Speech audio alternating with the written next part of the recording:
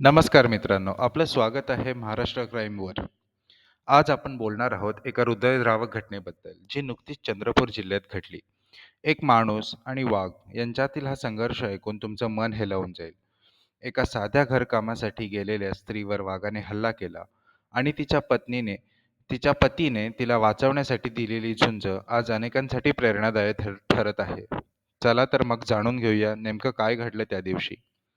सोमवारी पहाटे मूल तालुक्यातील सोमनाथ पर्यटन स्थळाजवळ बाबा आमटे आकृती शांती सदन वसाहतीत 52 वर्षीय अन्नपूर्णा तुळशीराम बिलोने आपल्या पतीसोबत घरकामासाठी बाहेर पडल्या.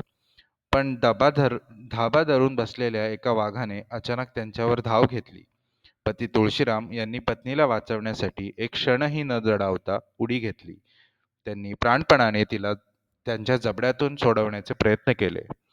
काही काळाच्या संघर्षानंतर वाघ मागे हटला, पण दुर्दैवाने अन्नपूर्णा यांना झालेल्या गंभीर जखमांमुळे त्यांच्या जागीच मृत्यू झाला. वन विभाग आणि ताडोबा व्याघ्र प्रकल्पाचे कर्मचारी घटनास्थळी दाखल झाले. मृतदेह शवविच्छेदनासाठी पाठवण्यात आला. कुटुंबाला तातडीने 20,000 रुपयांची मदतही जाहीर करण्यात आली. मात्र या घटनेमुळे संपूर्ण भागात एक भीतीचं वातावरण तयार झालं आहे. गावकरी अस्वस्थ आहेत, कारण त्यांच्या डोळ्यासमोर माणूस आणि वाघ यांचा संघर्ष पाहिला.